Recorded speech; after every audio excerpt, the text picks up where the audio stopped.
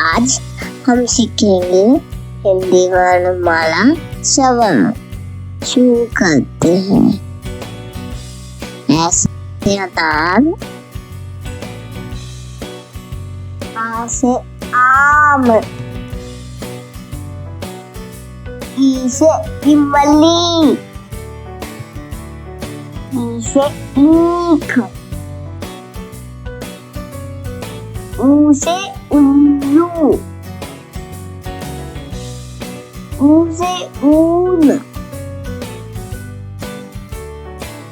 We से VC, ए से AD, आई से ऐनक, ओ से ओखली,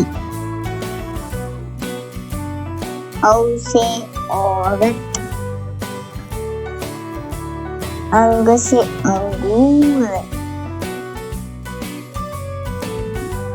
से खाली। देखने के लिए धन्यवाद।